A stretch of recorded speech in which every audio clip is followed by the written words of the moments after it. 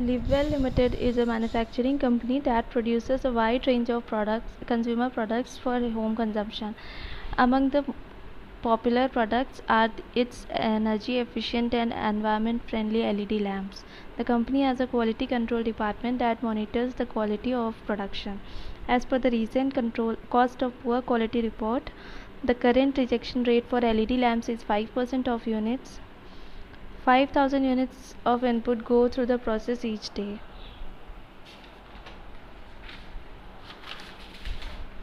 तो कंपनी में daily 5,000 units of product process पे जाते हैं और 5% रिजेक्शन रेट है, यानी कि 250 यूनिट्स रिजेक्ट हो जाते हैं. ठीक है. तो each unit that is rejected results in a 200 rupees of loss to the company, और जिससे कि कंपनी को 200 रुपये का लॉस होता है हर एक यूनिट से. Loss to company.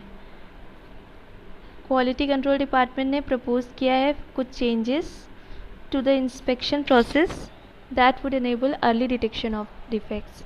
कुछ चेंजेस प्रपोज किया है डिपार्टमेंट ने जिससे कि अर्ली डिटेक्शन ऑफ डिफेक्ट हो जाएगा. This would reduce the overall rejection rate from 5% to 3%.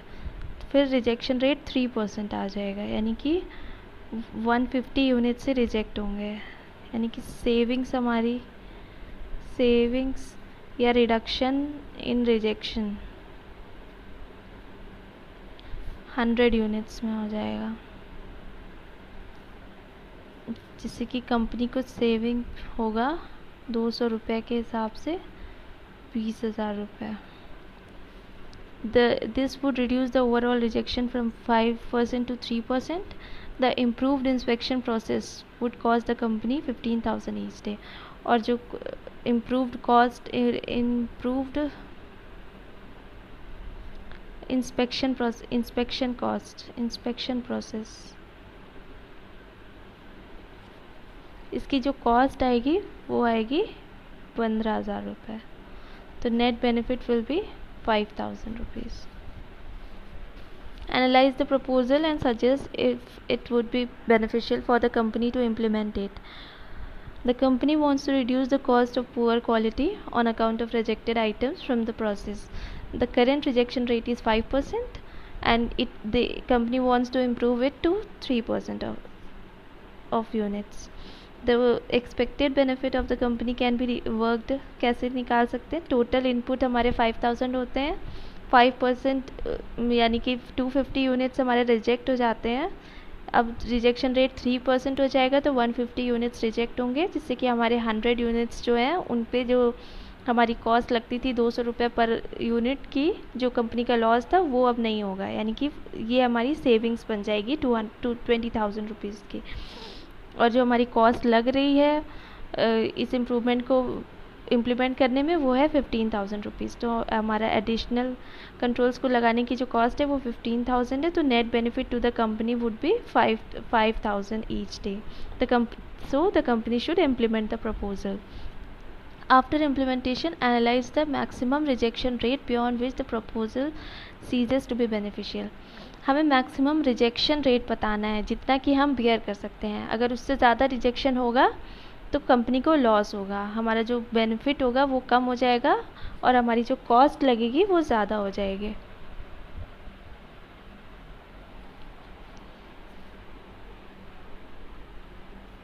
तो मैक्सिमम रिजेक्शन रेट निकालना है.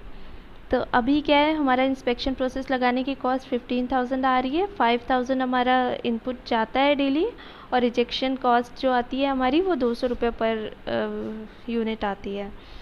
तो हम कितना, मतलब मैक्सिमम रिजेक्शन रेट जो हम बेयर कर सकते हैं उसके ऊपर अगर रिजेक्शन रेट जाएगा तो हमारा बेनिफिट कम हो जाएगा. ठीक है. तो हमको पहले वो पॉइंट निकालना है जहाँ पे हमारा cost is equals to benefit हो जाए. ठीक है. कंपनी तभी कोई भी इम्प्रूवमेंट को इम्प्लीमेंट करती है जब उसकी कॉस्ट कम पड़ रही हो और उसका बेनिफिट ज़्यादा हो रहा हो ना. तो हमें वो पॉइंट चाहिए जहाँ पे हमारी कॉस्ट जितना हम बेयर कर सकते हैं, मैक्सिमम रिजेक्शन रेट जो कि हम बेयर कर सकते हैं। यानी कि हम पहले वो पॉइंट निकालते हैं जहाँ पे हमारी कॉस्ट और बेनिफिट इक्वल हो जाते हों।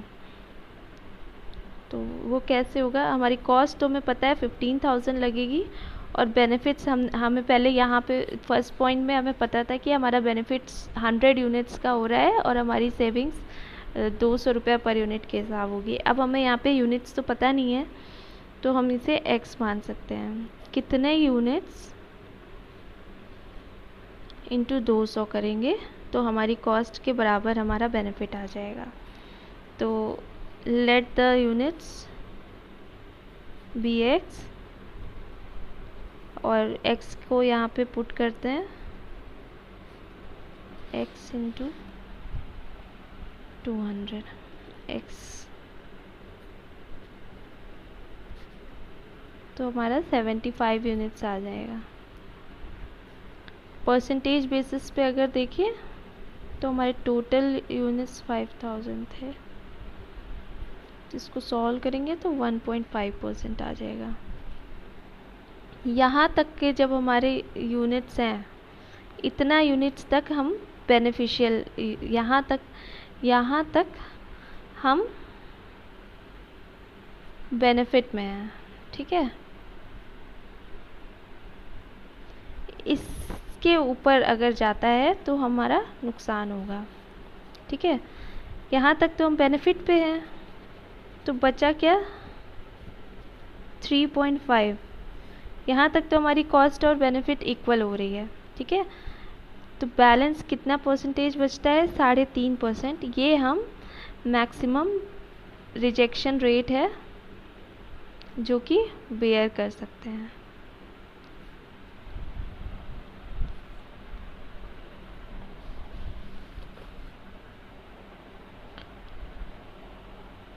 The cost of improving controls to the inspection process is 15,000 each day. The number of units, ये तो हमने देख लिया। तो कंपनी इम्प्रूवमेंट्स को कब इम्प्लीमेंट करती है, only if the benefit is greater than the cost involve. To find out the point where the benefit equals the cost, solve the following equation। हमें cost is equals to benefit रख के equation बना के उसको solve करनी पड़ेगी, जैसा कि हमने अभी किया है।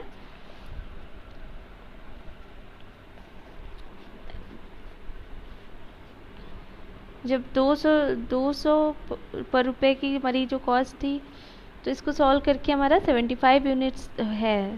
That if the improvements to inspection process control reduces the number of rejections by 75 units each day. अगर रिजेक्शंस हमारे 75 यूनिट्स से तक अगर कम हो जाते हैं, तब तक कंपनी बेनिफिट पे रहेगी, अगर वो 15,000 रुपये खर्च कर रही है। अगर ये दैट इज़ ये जो 75 यूनिट्स का मतलब है 1.5%।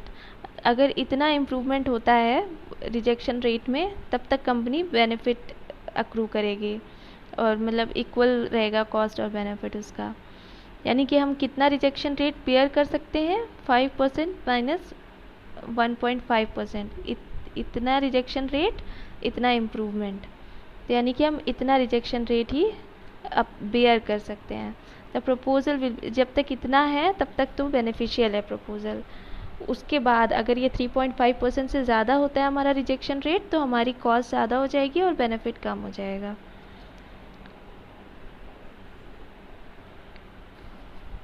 सेविंग्स कम हो जाएंगे। उसके बाद optimal COQ, cost of quality. It is generally accepted that an increased expenditure in prevention and appraisal is likely to result in substantial reduction in failure cost.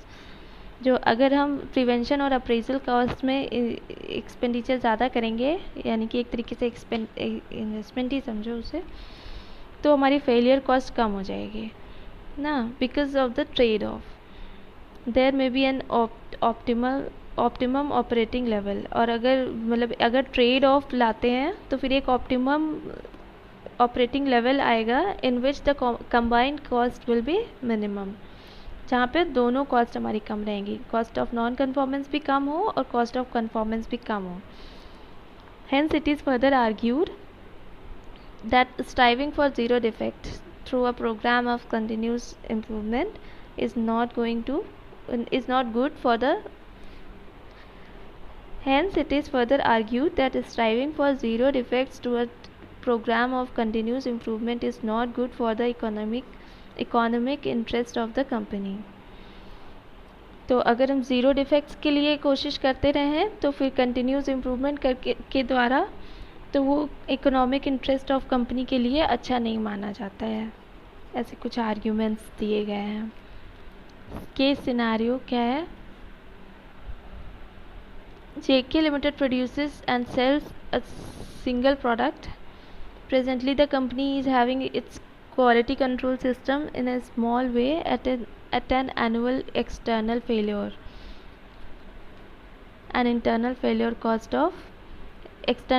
cost of 4,40,000 and internal failure cost of 8,50,000. As the company is not able to ensure supply of good quality products up to the expectation of customers and wants to manage competition to retain market share, considers an alternative quality control system. Company एक alternative quality control system को consider कर रही है. Expect कर रही है company कि अगर हम इस सिस्टम को इम्प्लीमेंट करते हैं तो एनुअली प्रिवेंशन कॉस्ट और अप्रेजल कॉस्ट हमारी 5,60,000 और 70,000 आएगी.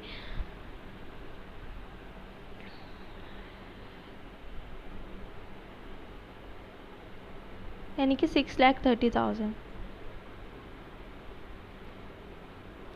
और external and internal failure cost will reduce by 1 lakh and 4,10,000. यानी कि हमारा जो बेनिफिट होगा वो होगा 5,10,000.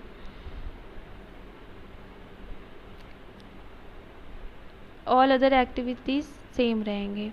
Examine the new quality control proposal and recommend the acceptance or otherwise of the proposal both from financial and non-financial perspective. हमें both perspective से बताना है.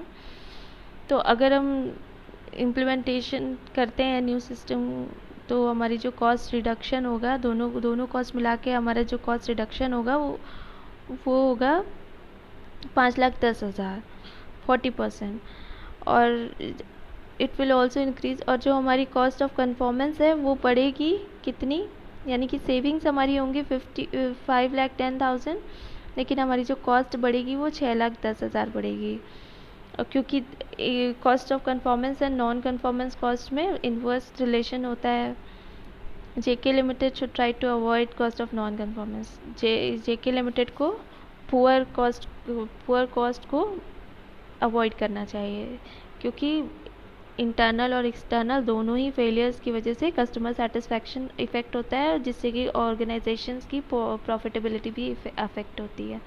The company should focus on preventing the error. Company को error को prevent करना चाहिए और ensure करना चाहिए कि गुड क्वालिटी प्रोडक्ट ही पहुंचे कस्टमर तक जिससे कि कस्टमर का सेटिस्फैक्शन बढ़े, कस्टमर का एक्सपीरियंस बढ़े and therefore eliminating the scope of external failures. और एक्सटर्नल फेलियर्स के स्कोप भी ख़त्म हो जाए जैसे कि सेल्स रिटर्न या वारंटी क्लेम्स वगैरह आना बंद हो जाए. Better quality can yield. Better quality से क्या होगा? सेल्स बढ़ेगी. Therefore increase in spending on quality measures तो जस्टिफाइड होते हैं क्योंकि उससे सिग्निफिकेंट इम्प्रूवमेंट भी होता है क्वालिटी में और सेल्स भी बढ़ते हैं. तो फाइनेंशियल पर्सपेक्टिव से अगर देखा जाए तो हमारी सेविंग्स कम है और कॉस्ट ज़्यादा लग रही है जिससे कि हमें एडिशनल कॉस्ट पड़ जाएगी 1,20,000 तक. तो इसलिए हमें फाइनेंशियली देखा जाए तो company should not accept it as it will lead to an additional cost of 1,20,000. But अगर नॉन फाइनेंशियली देखा जाए तो जैसा कि यहाँ पे बोला गया है क्वालिटी को बढ़ाने से हमारी सेल्स भी बढ़ती है, कस्टमर सेटिस्फैक्शन भी बढ़ता है, प्रॉफिटेबिलिटी भी बढ़ती है. तो एक्सेप्ट कर लेना चाहिए non financially. What is your advice to the company if the company wants to achieve zero defect through a continuous quality improvement program? अब अगर ज़ीरो डिफेक्ट को अचीव करना है तो कंपनी को कंटिन्यूस क्वालिटी इम्प्रूवमेंट करना पड़ता है, कंटिन्यूस इम्प्रूवमेंट लाने पड़ते हैं. तो अगर ऐसा कंपनी करना चाह रही है तो हम उन्हें क्या एडवाइस करेंगे? It is possible to increase quality while at the same time reducing both the conformance and non-conformance cost. अगर हम चाहें तो दोनों ही कॉस्ट को रिड्यूस करके हम क्वालिटी को इंक्रीज़ कर सकते हैं. Zero defect advocates continuous improvement. Zero defect कैसे आएगा? कंटिन्यूस इम्प्रूवमेंट से आता है. Zero defect advocates continuous improvement to implement this elimination of all form of waste. अगर हमें ज़ीरो डिफेक्ट को लाना है तो हमें कंटिन्यूस इम्प्रूवमेंट करना पड़ेगा. जितने भी वेस्ट हैं उन सबको एलिमिनेट करना पड़ेगा. तो एडवाइस क्या है हमारी कि हमें अगर ज़ीरो डिफेक्ट लाना है, हमें दोनों कॉस्ट कम करनी है, तो हमें सारे भी वेस्टेज को कम करना पड़ेगा, ख़त्म करना पड़ेगा, एलिमिनेट करना पड़ेगा. Eliminate all forms of wastage. और zero defect advocates continuous improvement. Suggest a suitable quality control level at a minimum cost. To achieve 0% defect, cost of conformance must be high. अगर ज़ीरो डिफेक्ट लाना है, 0% defect लाना है, तो हमारी जो preventive cost है, कॉस्ट ऑफ कन्फॉर्मेंस है, प्रिवेंटिव और अप्रेजल कॉस्ट को बढ़ाना पड़ेगा. कॉस्ट ऑफ कन्फॉर्मेंस लाने के लिए ये हाई होना चाहिए. ज़ीरो डिफेक्ट्स यानी कि कॉस्ट ऑफ कन्फॉर्मेंस ज़्यादा होगी. और कॉस्ट ऑफ कन्फॉर्मेंस को अगर हमें कम करना है तो हमें एक्सेप्टेड डिफेक्ट्स को बढ़ाना पड़ेगा. अगर हम एक्सेप्टेड डिफेक्ट्स का प्रपोर्शन बढ़ा दें तो हमारी कॉस्ट ऑफ कन्फॉर्मेंस कम हो जाएगी. A greater proportion of defects are accepted, these costs can be reduced at a level of 0% defect. और अगर 0% डिफेक्ट है तो नॉन कन्फॉर्मेंस कॉस्ट तो आएगी ही नहीं, तो फिर वो नील हो जाएगी. At a level of 0% defect, cost of non-conformance should be nil, but this will increase as और अगर हम अगर हमें कॉस्ट ऑफ कन्फॉर्मेंस को कम करना है तो हम एक्सेप्टेड डिफेक्ट्स का प्रोपोर्शन अगर बढ़ाते हैं तो हमारी ये भी नॉन कन्फॉर्मेंस कॉस्ट भी बढ़ जाएगी ना. But these will increase as the accepted level of defects rises. अगर हम एक्सेप्टेड लेवल ऑफ डिफेक्ट को अगर बढ़ाते हैं, तो लेवल ऑफ डिफेक्ट्स को अगर हम बढ़ा दें तो हमारी ये वाली कॉस्ट भी बढ़ जाएगी, cost of non conformance form भी बढ़ जाएगी. तो इसको अगर हमें कम रखना है तो इसके लिए हमें क्या होता है कि there should be an acceptable level of defects, जिससे कि टोटल कॉस्ट को हम कम रख सके. टोटल कॉस्ट को हम कम रखने के लिए हमें एक एक्सेप्टेबल लेवल ऑफ डिफेक्ट्स लाना पड़ेगा, जिससे कि हम कन्फॉर्मेंस को भी कम रख सके और नॉन कन्फॉर्मेंस कॉस्ट को भी कम रख सके. Steps of application of PAF model.